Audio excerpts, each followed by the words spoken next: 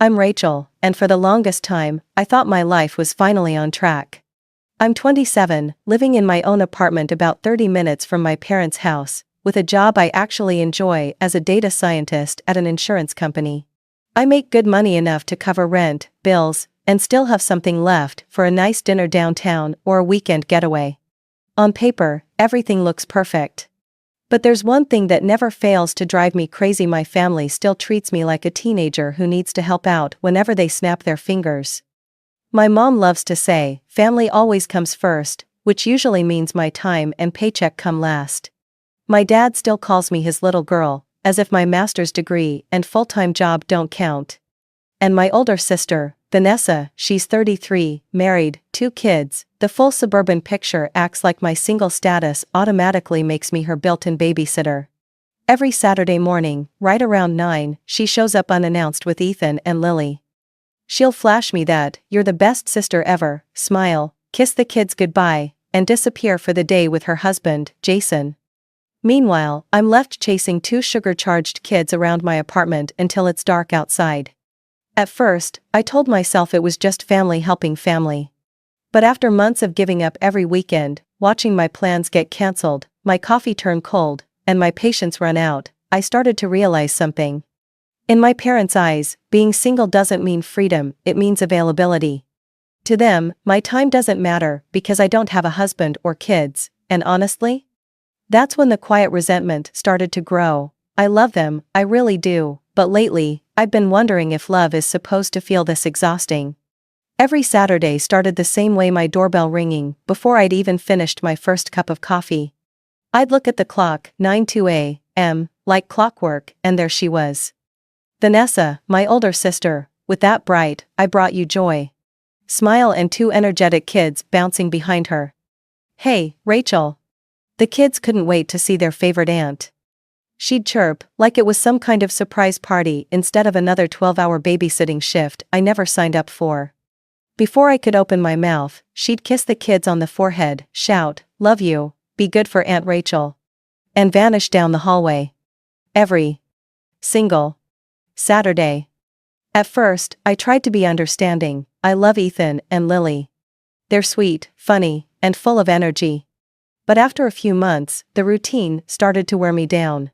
I'd spend my entire week staring at data charts, debugging reports, and managing deadlines. All I wanted on weekends was to breathe. Maybe sleep in. Maybe grab brunch with friends. Maybe just exist without someone yelling, "Aunt Rachel, she took my Legos." But no, every Saturday turned into chaos: sticky hands, spilled juice, endless cartoons, and the faint smell of mac and cheese that clung to everything. By the time Vanessa came back around 8 or 9 p.m., I was exhausted. My apartment looked like a tornado hit it, and she'd just smile and say, "You're a lifesaver," as if that fixed everything. One Sunday morning, after a particularly long Saturday of babysitting and zero personal time, I decided to speak up. I called Vanessa and tried to keep my voice calm. "Hey, can we talk about the Saturday thing? I love spending time with the kids, but maybe we could plan it out a little better? I'd like some weekends to myself." There was silence on the other end, the kind that makes your stomach twist. Then she sighed dramatically. "Rachel, I can't believe you're being so selfish. Jason and I barely get time together all week. You don't have kids, what else are you even doing on Saturdays?" That hit harder than I expected. I tried to explain that I wanted to date, go out with friends, or just rest, but she shut me down. "You're overreacting. Ethan and Lily adore you. You're basically their second mom." Second mom? I never signed up for first mom. I hung up feeling like I'd just been guilt-tripped for wanting a life. A week later, I brought it up again, this time at Sunday dinner at my parents' house. Mom was serving roast chicken, Dad was glued to the TV, and Vanessa was pretending to be oblivious. "Mom, Dad," I started, "I love the kids, but watching them every weekend is getting overwhelming. Maybe Vanessa and I could work out a rotation?" Dad didn't even look up. "Those children are family. You help family." Mom put down her fork and gave me that disappointed mother look that could freeze water. "Honey, Vanessa works hard. She deserves time with her husband. You're single, you have no responsibilities. And honestly, this is good practice for when you have kids of your own." I stared at her. But Mom, what if I don't want to spend every weekend babysitting? What if I want to have a life? Vanessa jumped in before I could finish. You can date on Fridays. Or Sundays, or your friends can come hang out while you watch the kids. It's not that complicated. Dad nodded like that made perfect sense. In that moment, something inside me cracked. It wasn't just about babysitting anymore, it was about being seen. They didn't see me as an adult, as a woman with her own life, dreams, or boundaries. I was the available one. The one without a family, so my time automatically belonged to theirs. That night, I drove home with my jaw clenched and music blasting, trying not to cry. I kept thinking about every time Vanessa showed up without asking, every time my parents dismissed my feelings, every time I smiled and said, "It's okay," when it wasn't. I realized I'd been conditioned to be the good daughter, the one who never says no. But I was starting to see the cost of that: my weekends, my peace, my independence. By the time I pulled into my apartment parking lot, I'd made myself a promise: no more silent resentment. No more pretending that being taken advantage of was family love. I didn't know how, or when, but something in me knew this pattern had to stop. Because helping family shouldn't mean losing yourself in the process. A few weeks before Christmas, I got one of those mom calls, the kind that start sweet and end with you paying for something. I was in the middle of finishing a quarterly report at work when her name popped up on my phone. "Hi, sweetheart," she said in that overly cheerful tone that instantly made me suspicious. "We're having a big Christmas celebration this year. Your Aunt Diane's coming with her kids, Uncle Mike and Aunt Sarah with theirs, and, of course, Jason's parents and his brother's family." I did some quick math in my head. That was at least 25 people. "Wow, that's a lot," I said cautiously. "What do you need me to bring?"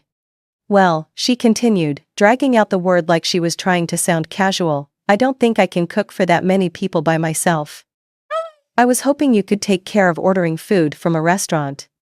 You know, something nice so everyone can enjoy." There it was, the catch. I sighed quietly. "How many people again?"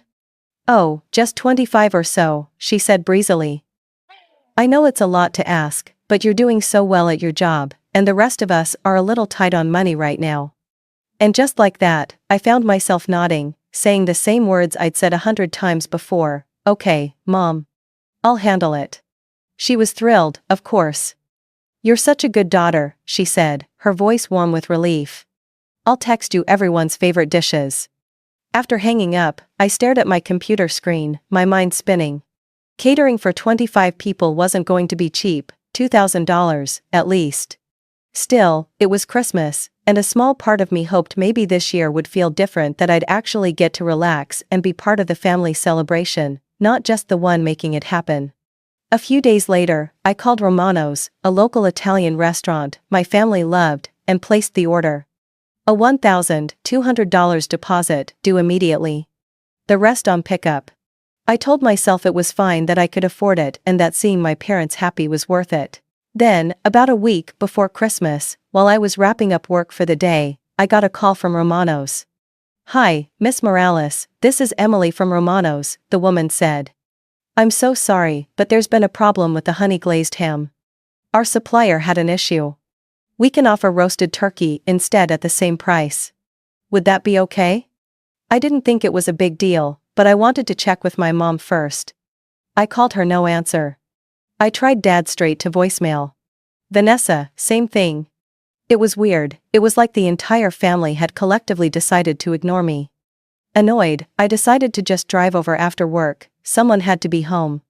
When I got to my parents' house around 6:15 p.m., I let myself in with my key like I always did. The house smelled like pot roast, the TV was on low, and I could hear Mom's voice coming from the living room. She was on the landline, laughing loudly. She only laughed like that when gossiping with relatives. I was halfway down the hall when I heard her say my name. "Oh, Diane, don't worry about bringing anything for the kids. Rachel will be perfect for watching all of them. We'll set up the upstairs room with movies and games, and she can stay up there with all 9 children while we adults have Christmas downstairs." I froze. My heart started pounding. Did she just say 9 kids? Mom kept talking, her voice full of excitement. "It's perfect. Rachel doesn't have kids of her own, so she's not exhausted like the rest of us. She has all that energy. We'll finally get to relax and enjoy Christmas, for once. I leaned against the wall, my breath shallow. She laughed again. Exactly.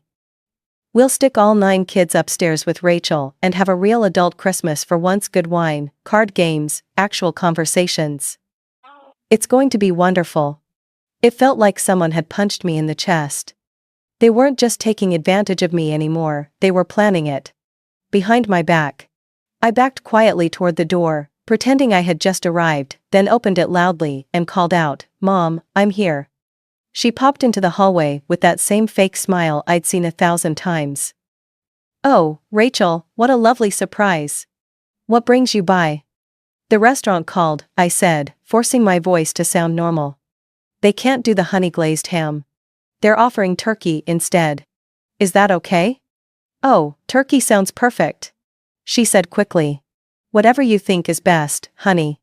I nodded, muttered something about heading home, and left before my voice cracked. Sitting in my car, gripping the steering wheel, I could feel my pulse pounding in my ears. They had planned the entire thing. I'd pay for the meal, and then I'd be locked upstairs all night while they drank wine and laughed downstairs. On the drive home, the anger settled into something colder resolve. I was done being their free babysitter. I was done being the good daughter who never said no. That night, I called Romano's back.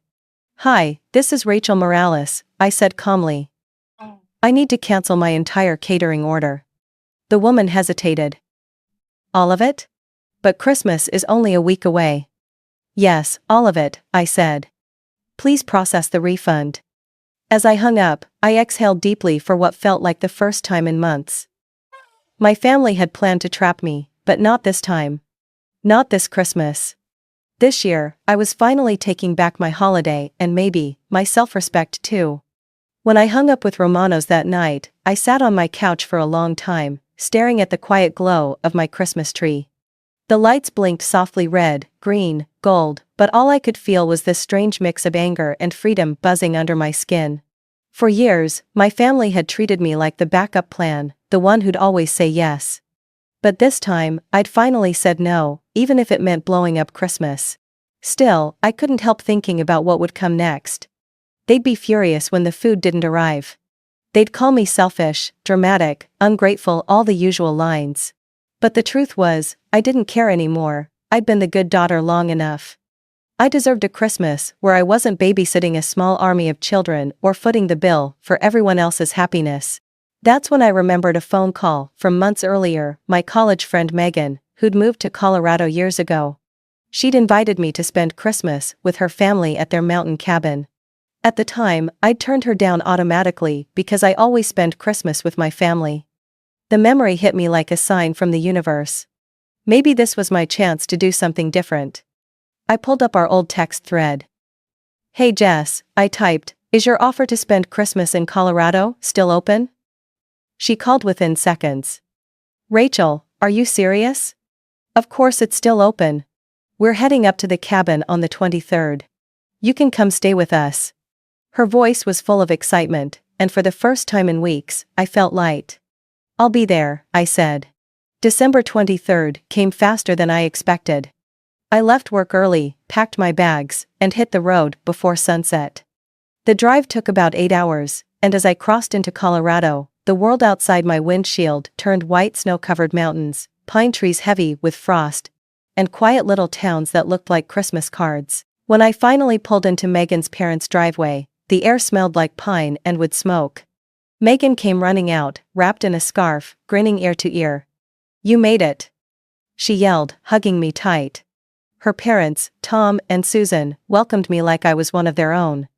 Within minutes, I was sitting by the fire, sipping hot cocoa, and laughing, really laughing for the first time in months. The next morning, we packed up and drove to their cabin in the mountains. It was straight out of a Hallmark movie, a cozy log cabin surrounded by snowy pines, strings of lights twinkling across the porch. We spent the day skiing, making snow angels, and drinking hot cider by the fire. I felt like a kid again, but this time without any pressure, without anyone demanding anything from me. That afternoon, around 3 o'clock, My phone started buzzing on the coffee table. Mom. Then Vanessa. Then Dad. Call after call. Megan looked over and raised an eyebrow. You gonna answer? I sighed. Might as well. I picked up. Hi, Mom. Rachel, where are you?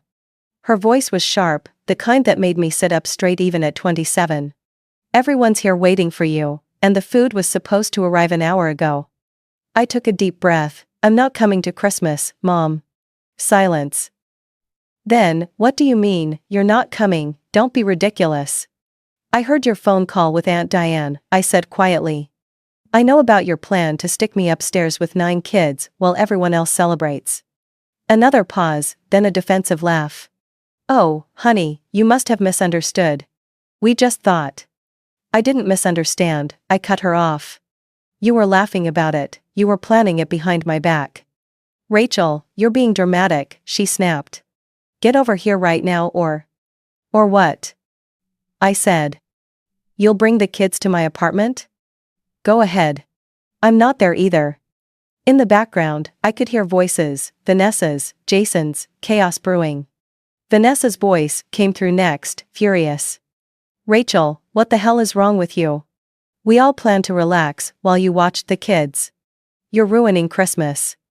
I'm tired of being your free babysitter, I said, my voice calm but firm.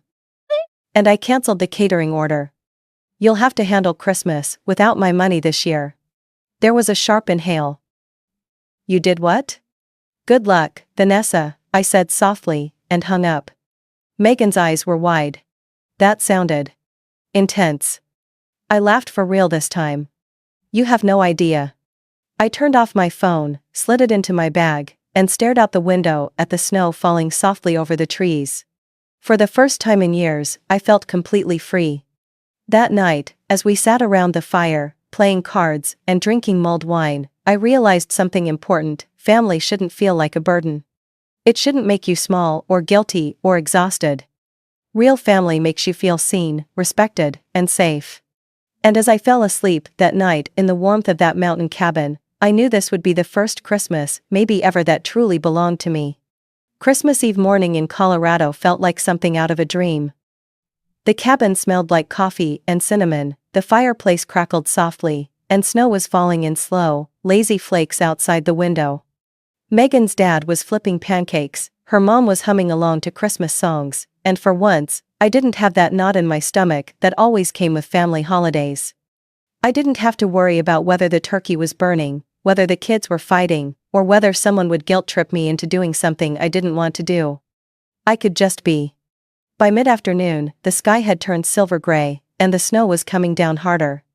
We were sitting by the fire playing a game of Monopoly when my phone started buzzing again, the same number over and over. Mom. I ignored it once, twice, then 3 times. Finally, Megan gave me a look.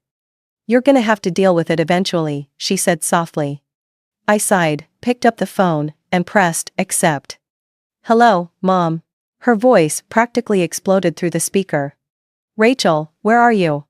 Everyone's here waiting for you. The food was supposed to be delivered at 2, and nothing showed up. People are getting hungry.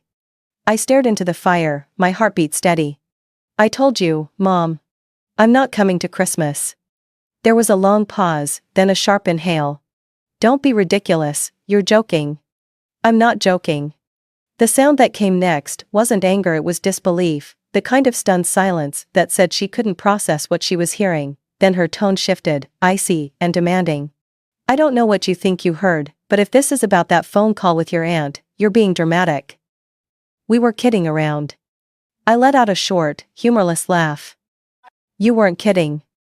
You were planning to stick me upstairs with 9 kids while everyone else drank wine and played cards. I heard every word, Mom. Her voice cracked. Rachel, this is not the time for your theatrics. We have 25 people in this house right now, and you're embarrassing us. Get in your car and come home. I'm not home, I said quietly. And I won't be. I'm spending Christmas somewhere peaceful this year. I could hear chaos in the background, chairs moving, people talking over one another, a kid crying. Then, Vanessa's voice cut through the noise like a knife. Rachel. What the hell is wrong with you? Do you have any idea what you've done? We all planned around you watching the kids. Yeah, I said, keeping my voice calm, and that's the problem. You planned my Christmas without even asking me.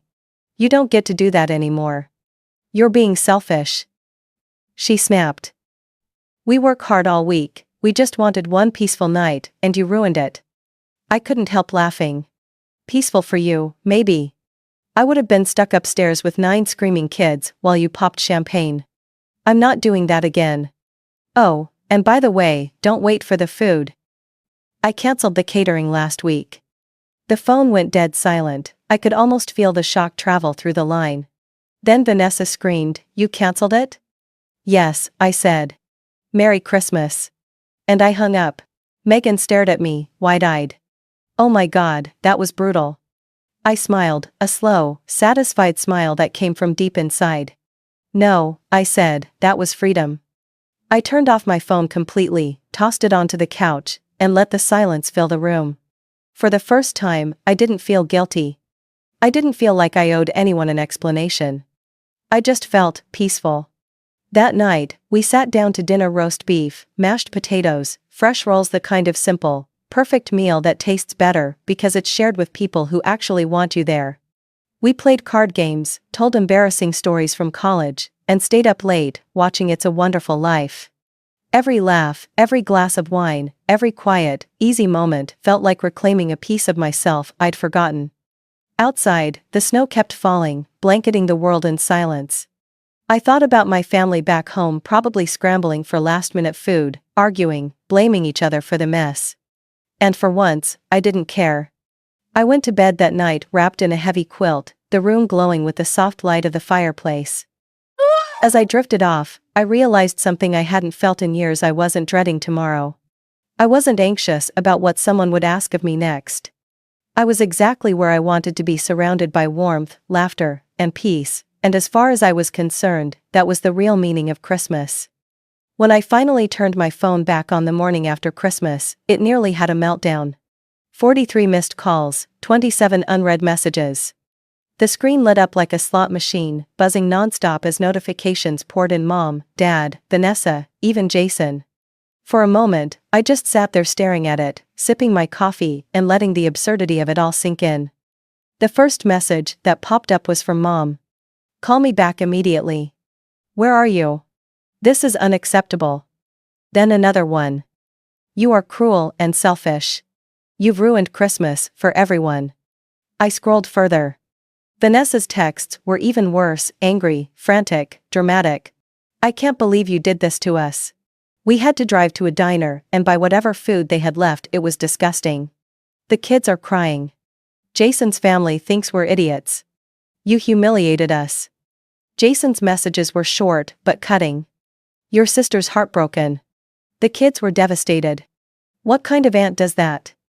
And then came Dad's. He didn't use many words, he never did, but those few lines hit me like a punch. "We spent Christmas in chaos. The kids were loud, the house was a mess, and everyone left early. You ruined the whole day. This is all your fault." I stared at that one for a while. A few months ago, those words would have gutted me. I would have cried, apologized, maybe even tried to make it right. But this time, I just laughed, not out of cruelty, but out of sheer disbelief. They'd spent years taking advantage of me, and now that they had to face the reality of their own choices, suddenly I was the villain. I could picture it so clearly: the dining table empty, relatives grumbling about the missing food. 9 sugar-fueled kids running wild through the house, while my mom tried to hold on to her image of the perfect hostess. It must have been chaos, loud, messy, uncomfortable chaos. And deep down, I knew they were finally experiencing exactly what they'd planned to dump on me. There was a strange satisfaction in it, not revenge, exactly, but justice. For once, they had to clean up their own mess, cook their own meals, and face the consequences of their own entitlement. I didn't have to lift a finger. Megan's mom must have seen my expression, because she asked, "Everything okay, honey?" I smiled, setting the phone down. "Better than okay," I said.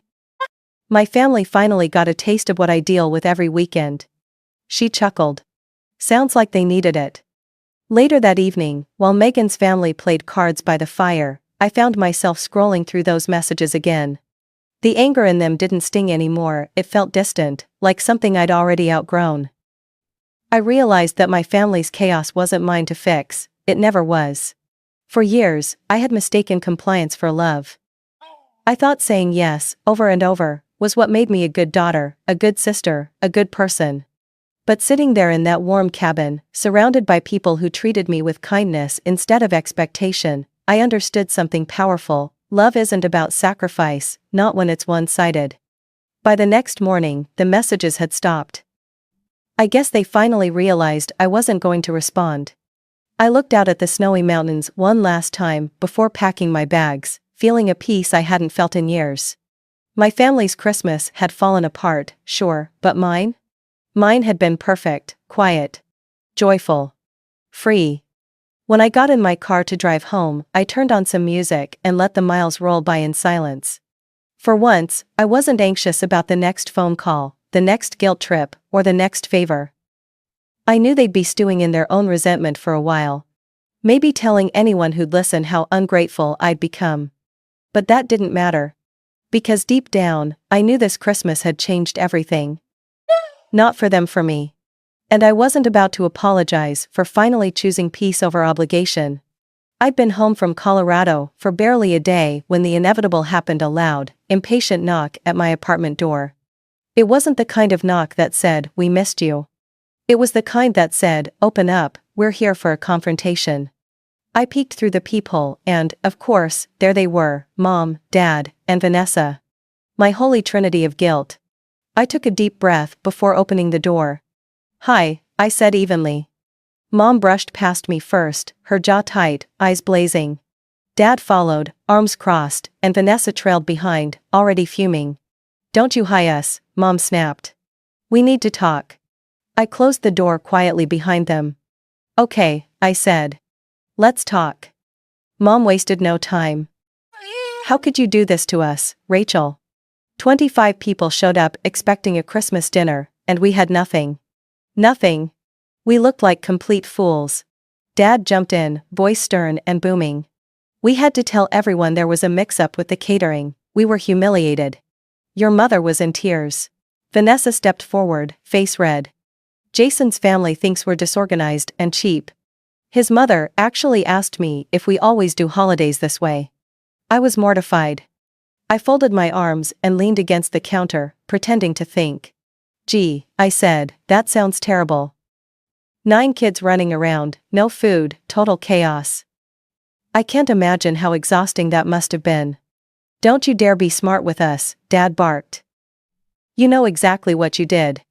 "Oh, I know," I said calmly. "I decided not to be your unpaid babysitter and personal caterer this year." Mom's eyes filled with tears. "We're your family. You're supposed to help family."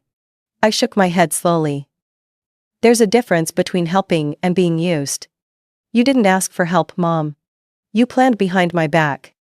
You expected me to pay, to watch the kids, to make your life easier, and I'm done with that." Vanessa's voice rose. "You are so selfish. We work hard all week. We deserve to relax on holidays." "And I don't?" I shot back. "I work hard too, Vanessa. I just don't dump my responsibilities on someone else."